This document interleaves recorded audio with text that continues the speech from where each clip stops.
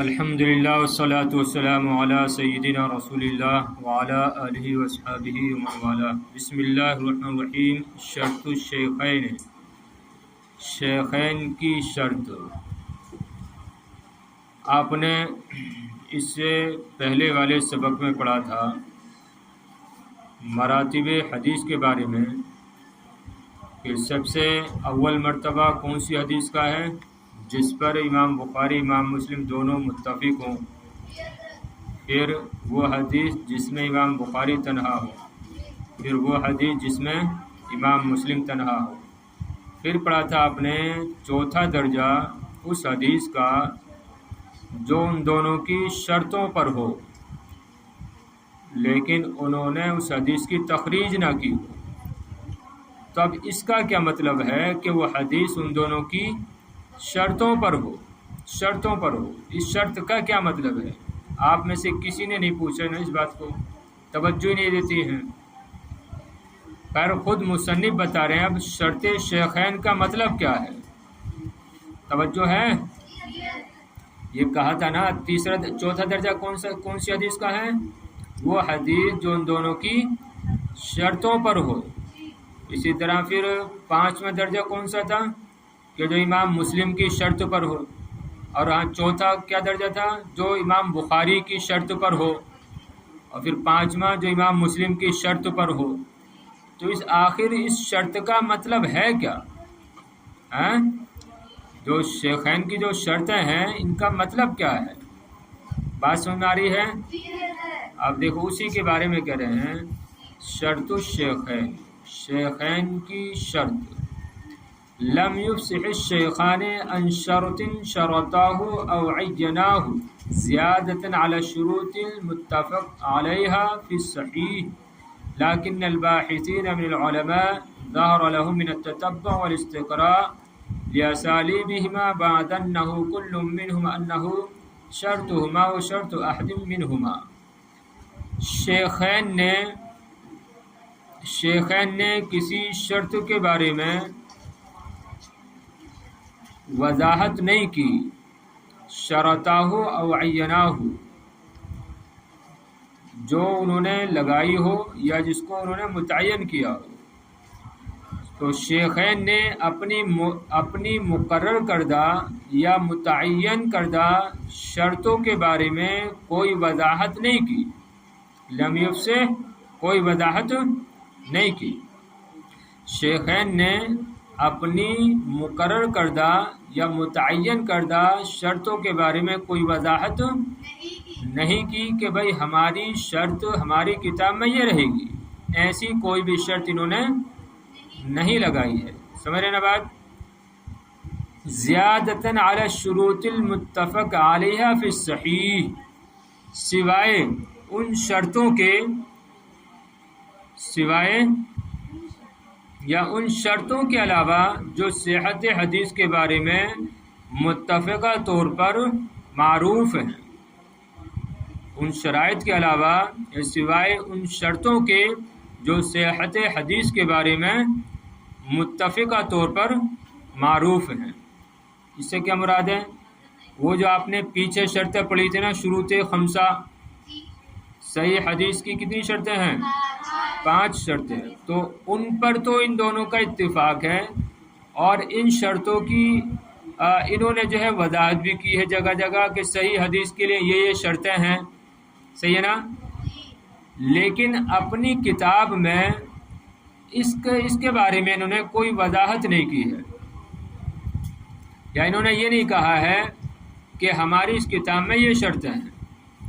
تو اسی کہہ رہے ہیں کہ یہ شیخین نے اپنی مقرر کردہ یا متعین کردہ شرطوں کے بارے میں کوئی وضاحت نہیں کی، سوائے ان شرائط کے جو صحت حدیث کے بارے میں متفقہ طور پر معروف ہیں۔ یہاں پر یہ مشہور ہیں، محذوف نکالیں گے، سمجھ رہے ہو؟ زیادت کا معنی سوائے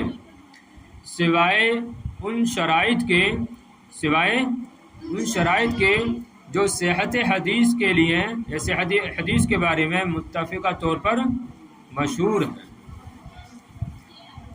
لكن الباحثين من العلماء ظهر لهم من التتبع والاستقراء لأساليبهما، لیکن علماء محققین کہ ان کے لیے ظاہر ہوا تتبع و استقراء، تتبع چھان بین، استقراء غور و فکر، لیکن علماء میں سے جو محققین ہیں یعنی علماء محققین کے لیے ظاہر ہوا چھان بین اور استقراء کے ذریعے، چھان بین اور غور و فکر کے ذریعے، لِأَسَالِبِهِمَا شیخین کے اسلوب کے بارے میں، مَا ظَنَّهُ كُلٌّ مِّنْهُمْ کہ جس کی وجہ سے ان میں سے ہر ایک نے گمان کیا، منہم میں جمع کا مرجع یہ الباحثین من العلماء، کہ جس کی وجہ سے ان میں سے ہر ایک کو گمان ہوا، انہو شرطہما او شرط واحد منہما کہ وہ ان دونوں کی شرط ہے یا ان میں سے کسی ایک کی شرط ہے۔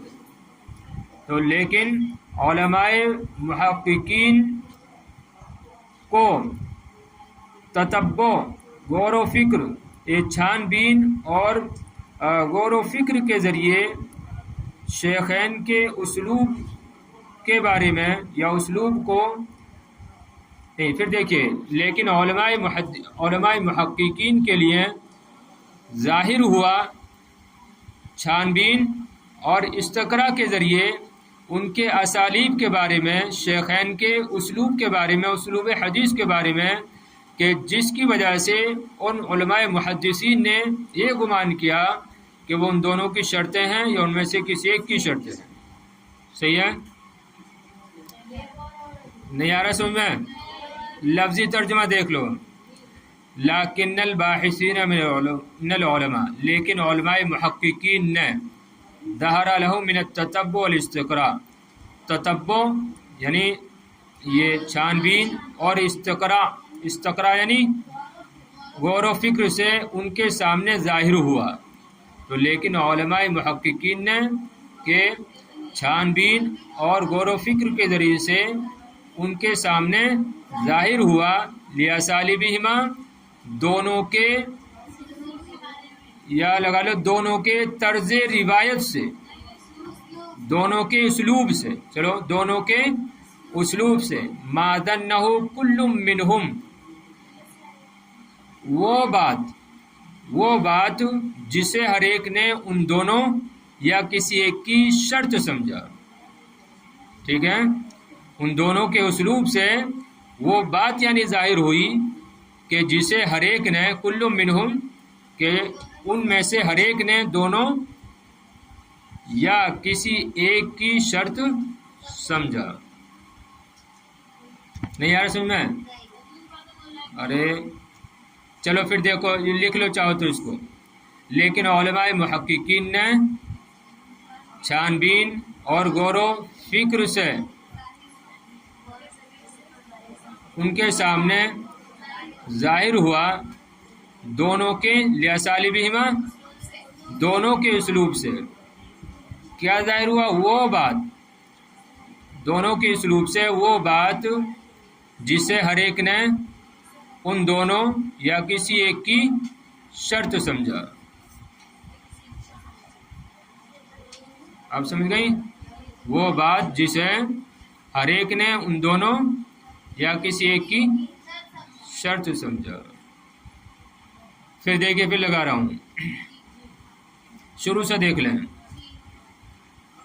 شیخین نے اپنی یہ شرطاہ مقرر کردہ، عیناہ متعین کردہ، شیخین نے اپنی مقرر کردہ یا متعین کردہ شرائط کے بارے میں کچھ بھی وضاحت نہیں کی،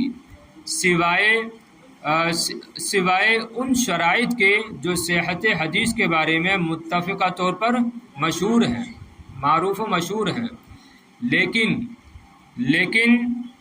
علماء محققین نے چھان بین اور غور و فکر سے ان کے سامنے ظاہر ہوا دونوں کی اسلوب سے وہ بات جسے ہر ایک نے ان دونوں یا کسی ایک کی شرط سمجھا۔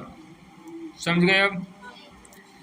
وَأَحْسَنُ مَا قِيلَ فِي ذَلِكَ إِنَّ الْمُرَادَ بِشُرْطِ الشَّيْخَيْنِ أَوْ أَحَدِهِمَا أَنْ يَكُونَ الْحَدِيثُ مَرْوِيًّا مِنْ طَرِيقِ رِجَالِ الْكِتَابَيْنِ أَوْ أَحَدِهِمَا۔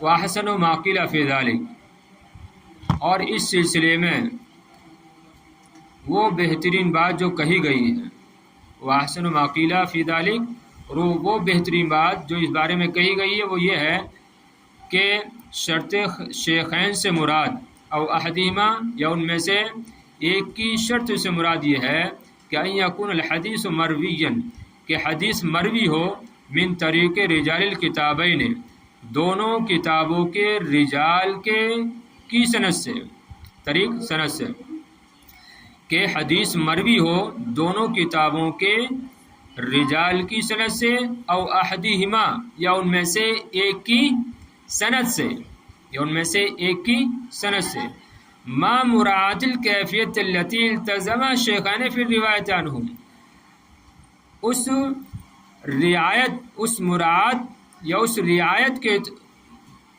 کا اعتبار کرتے ہوئے، ما مراعات الکیفیت، ہاں اس کیفیت کی رعایت کرتے ہوئے کہ جس کیفیت کو شیخین نے لازم پکڑا ہے ان سے روایت کرنے میں، ٹھیک ہے، ما مراعات الکیفیت التی، اس کیفیت کی رعایت کرتے ہوئے کہ جس کیفیت کا التزام کیا ہے، جس کیفیت کا التزام کیا ہے شیخین نے ان رجال سے روایت کرنے میں، عنہم میں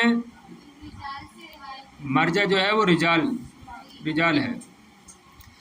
دیکھیے وہ بہترین بات جو اس میں کہی گئی ہے وہ یہ ہے کہ شرط شیخین سے مراد، یا ان میں سے ایک کی شرط سے مراد یہ ہے کہ حدیث مروی ہو دونوں کتابوں کے رجال کی سند سے، یا ان میں سے کسی ایک کی سند سے، اس کیفیت کی رعایت کرتے ہوئے کہ جس کیفیت کا شیخین نے التزام کیا ہے ان سے روایت کرنے میں، ان رجال سے روایت کرنے میں۔ ارے مطلب یہ ہے، دیکھیے یعنی شرط شیخین سے کیا مراد ہے، اس کی وضاحت نہ امام بخاری نے کی ہے نہ ہی امام مسلم نے کی ہے، توجہ ہے نا، تھوڑی سی بات دیکھیے پھر لگا رہا ہوں ترجمہ۔ یعنی امام بخاری امام مسلم نے اس بات کی کوئی وضاحت نہیں کی ہے کہ ہماری کتاب میں یہ شرائط ہیں، صحیح ہے نا، اس بات کی کسی نے بھی صراحت نہیں کی، نہ ہی امام بخاری نے نہ ہی امام مسلم نے۔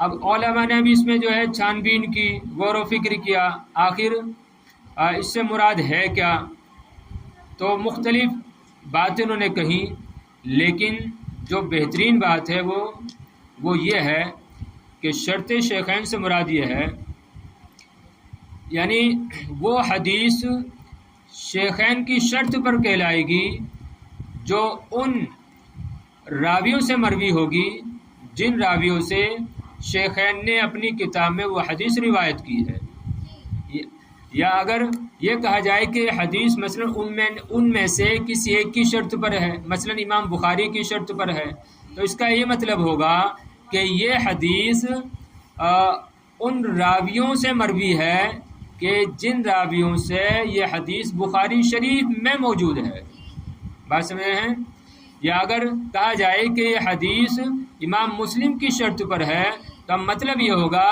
کہ اس حدیث کے راوی وہی ہیں جو امام مسلم کی حدیث کے راوی ہیں، بات سمجھ رہے ہیں آپ، ہاں، تو یہ مراد ہے۔ تو وہ بہترین بات تو آپ اتنا بھی یاد رکھیں گے نا، یہ تب بھی چلے گا کہ شرط شیخین سے کیا مراد ہے، تو اس میں بہترین بات وہ ہے جو کہی گئی ہے، تو اس میں بہترین بات یہ ہے کہ شیخین سے مراد، شیخین کی شرطوں سے مراد یا ان میں سے کسی ایک کی شرط سے مراد یہ ہے کہ حدیث دونوں کتابوں کے رجال کے سند سے مروی ہو یا ان میں سے کسی ایک کی سند سے مروی ہو، اس کیفیت کی روایت کرتے ہوئے کہ جس کیفیت کا شیخین نے التزام کیا ہے ان راویوں سے روایت کرنے میں، صحیح ہے نا۔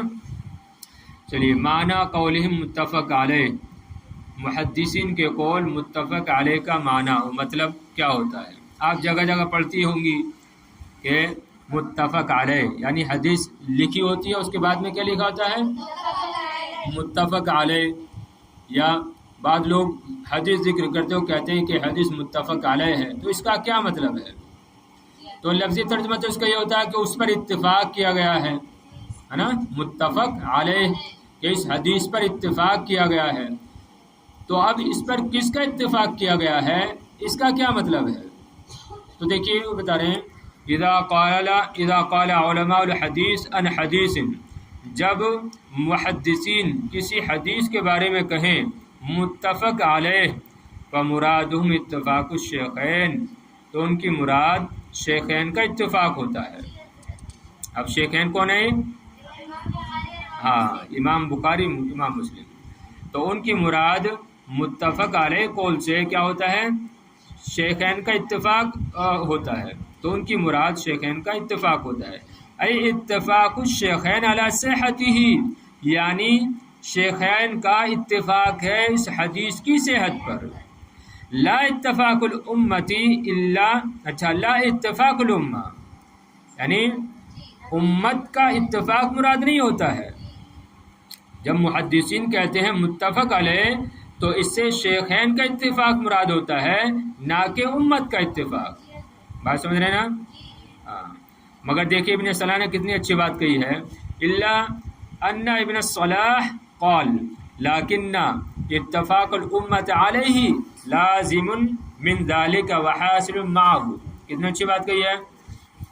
مگر ابن صلاح نے کہا لیکن امت کا اتفاق الامت علیہ، لیکن اس پر امت کا اتفاق اس سے لازم آتا ہے، لیکن اس پر امت کا اتفاق لازم من ذالک، اس سے لازم آتا ہے، وحاصل معه، اور اس کے ساتھ پایا جاتا ہے۔ یعنی اگر یہ کہا جائے کہ متفق علیہ سے مراد کیا ہے کہ اس پر امت کا اتفاق ہے، تو یہ بھی کیا ہے؟ درست ہے۔ کون کہہ رہے ہیں؟ ابن صلاح۔ ہاں دیکھیں بہت اچھی بات کر رہے ہیں۔ مگر ابن صلاح کہ انہوں نے کہا لیکن اتفاق الامت علیہ لازم من ذالک، کہ امت کا اتفاق اس پر اس سے لازم آتا ہے اور اس کے ساتھ پایا جاتا ہے۔ کیوں؟ لاتفاق الامت علی تلقی ما اتفق علیہ بالقبول، اس لیے کہ امت کا اتفاق ہے شیخین کی روایت کردہ حدیث کو لینے پر، اس لیے کہ امت کا اتفاق ہے شیخین کی روایت کردہ حدیثوں پر۔ اب قبول رہ گیا، اس کا ترجمہ لگا سکتے ہیں آپ، اس لیے کہ امت کا قبولیت کے ساتھ ان حدیثوں کو لینے پر اتفاق ہے جن کو شیخین نے روایت کیا ہے۔ سمجھ رہے نا؟ تو ظاہر بات ہے، تو اگر یہ کہا جائے کہ متفق علیہ سے مراد اتفاق الامہ ہے تو یہ بھی کیا ہے؟ صحیح ہے، کیونکہ ظاہر بات ہے امت کا اتفاق ہے نا، کہ امام مسلم اور امام بخاری نے جو حدیثیں روایت کی ہیں وہ صحیح ہیں۔ تو اب اگر یہ کہہ لیا جائے کہ یہ حدیث متفق علیہ ہے اور معنی یہ لیا جائے کہ اس پر امت کا اتفاق ہے، تو یہ بھی بالکل درست ہے، کیونکہ پوری امت اس بات پر متفق ہے کہ امام بخاری امام مسلم نے جو حدیثیں بیان کی ہے وہ صحیح ہے۔ تو ٹھیک ہے نا ابن صلاح کا کہنا بھی؟ ہاں، پھر دیکھیے ترجمہ دیکھ لیں ایک بار۔ ان کے قول متفق علیہ کا معنی، جب محدثین کسی حدیث کے بارے میں کہیں متفق علیہ تو ان کی مراد شیخین کا اتفاق ہوتا ہے، یعنی اس حدیث کی صحت پر شیخین کا اتفاق ہے، نہ کہ امت کا اتفاق۔ مگر ابن صلاح نے کہا لیکن اس پر امت کا اتفاق لازم من ذالک، اس سے لازم آتا ہے اور اس کے ساتھ پایا جاتا ہے، کیونکہ امت کا قبولیت کے ساتھ ان حدیثوں کو لینے پر اتفاق ہے جن کو شیخین نے روایت کیا ہے، جن پر شیخین متفق ہیں۔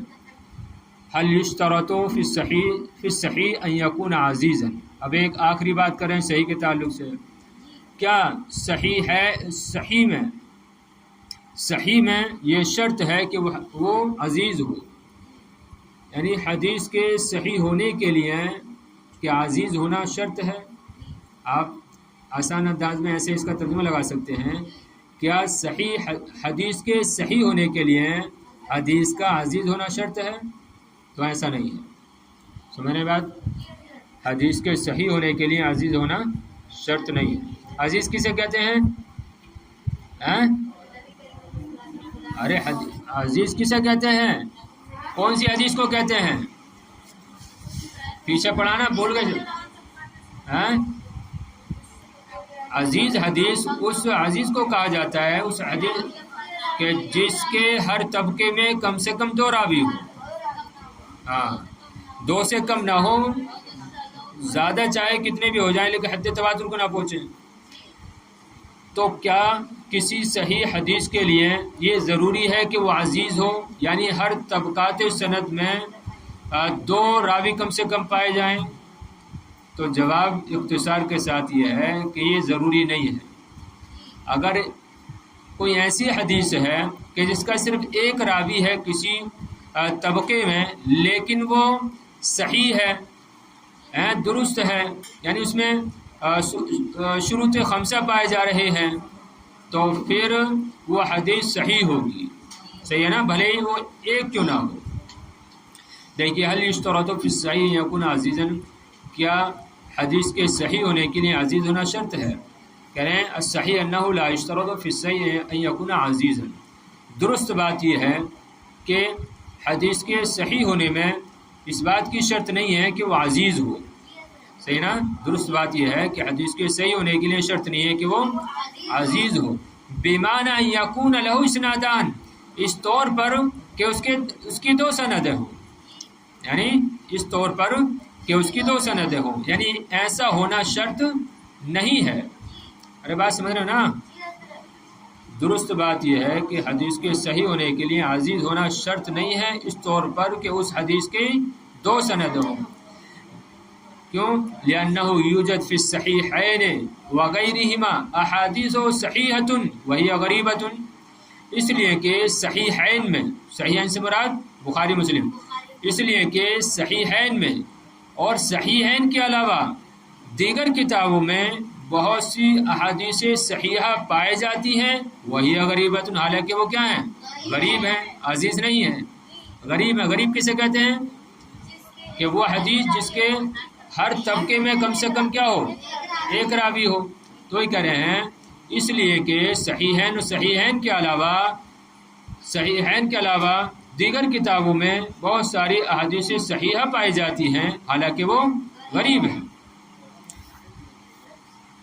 لیکن بعض علماء نے یہ کہا ہے کہ نہیں، عزیز ہونا شرط ہے، اسی کی بات کر رہے ہیں۔ وَزَعَمَ بَعْضُ الْعُلَمَاء ذَلِكَ، اور بعض علماء نے اس کا گمان کیا ہے، بعض علماء اس بات کے قائل ہیں، کس بات کے؟ کہ حدیث کے صحیح ہونے کے لیے عزیز ہونا شرط ہے۔ وہ کون کون ہیں؟ جیسے ابو علی جبائی معتزلی ہیں اور امام حاکم ہیں، تو یہ 2 حضرات ہیں، ابو علی جبائی معتزلی اور امام حاکم۔ وقولهم هذا خلاف ما اتفقت علیہ الامت، لیکن ان کا یہ قول مختلف، لیکن وقولهم هذا خلاف ما اتفقت علیہ الامت، لیکن ان کا یہ قول مخالف ہے اس بات کے جس پر امت کا اتفاق ہے، لیکن ان کا یہ قول مخالف ہے اس بات کے جس پر امت کا اتفاق۔ امت کا اتفاق کس پر ہے؟ کہ صحیح حدیث کے لیے، صحت حدیث کے لیے صحیح عزیز ہونا شرط نہیں ہے۔ تو یہاں پر آپ ایسے بھی کہہ سکتی ہیں، لیکن ان کا یہ قول امت کے اجماع کے خلاف ہے، امت کے اجماع کے خلاف ہے۔